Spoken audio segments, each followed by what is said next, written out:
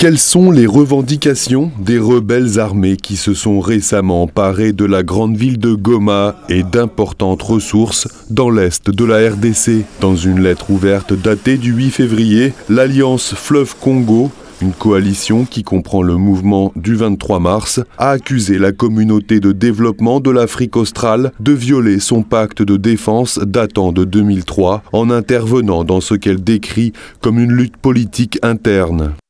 Conformément au préambule du pacte de défense mutuelle de la CEDEAO 2003, la CEDEAO reconnaît l'égalité souveraine de tous les États et leur intention de renforcer les liens qui existent entre eux sur la base du respect de leur indépendance et de la non-ingérence dans leurs affaires intérieures. En outre, en vertu de l'alinéa 2 de l'article 1 du même pacte, une attaque armée signifie l'emploi de la force militaire en violation de la souveraineté, de l'intégrité territoriale et de l'indépendance de l'État partie. Selon les experts de l'ONU, les rebelles du M23 seraient soutenus par quelques 4000 soldats du Rwanda voisin, soit bien plus qu'en 2012, lorsqu'ils s'étaient emparés de Goma pour la première fois. Le M23 n'est qu'un parmi une centaine de groupes armés qui se disputent le contrôle de l'Est du Congo, qui recèlent de vastes gisements d'une valeur estimée à 24 billions de dollars et qui sont indispensables dans la production d'une grande partie des nouvelles technologies mondiales. Les rebelles soutenus par le Rwanda ont déclaré vouloir porter leur combat jusqu'à la lointaine capitale de la RDC, Kinshasa. Notre objectif est le Congo. Nous nous battons pour le Congo. Nous ne nous battons pas pour les minéraux, nous ne nous battons pas pour quoi que ce soit d'autre, pour ce que vous appelez la balkanisation. Ce n'est pas un mot qui mérite d'être mentionné dans notre lutte.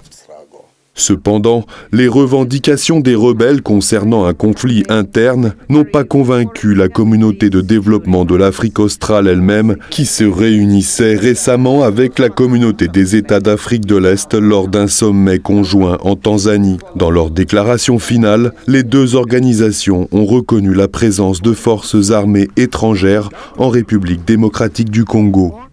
Le sommet conjoint a recommandé que les modalités de retrait des forces armées étrangères non invitées du territoire de la République démocratique du Congo soient élaborées et mises en œuvre.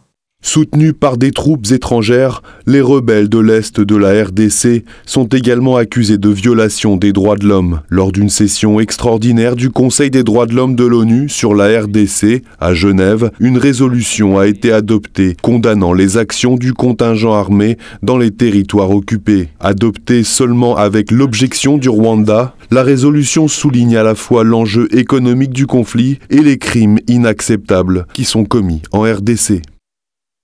Le Conseil des droits de l'homme condamne l'exploitation illicite des ressources naturelles, en particulier dans les provinces du Nord Kivu et du Sud Kivu, et exige que des mesures strictes soient prises pour mettre fin au pillage de ces ressources, qui alimentent le conflit et financent les groupes armés. Condamne fermement l'appui militaire et logistique de la force de défense rwandaise au mouvement du 23 mars, qui continue d'entraîner de nombreuses victimes civiles, de nouveaux déplacements et un traumatisme important au sein de la population. Demande au mouvement du 23 mars et au Rwanda de mettre immédiatement fin à leur violation des droits de l'homme et atteinte à ces droits ainsi qu'à leur violation du droit international humanitaire dans les provinces du Nord Kivu et du Sud Kivu. Exige que le mouvement du 23 mars cesse immédiatement toute action hostile et se retire des zones occupées. Exige également que la force de défense rwandaise cesse de soutenir le mouvement du 23 mars et se retire instamment du territoire de la République démocratique du Congo.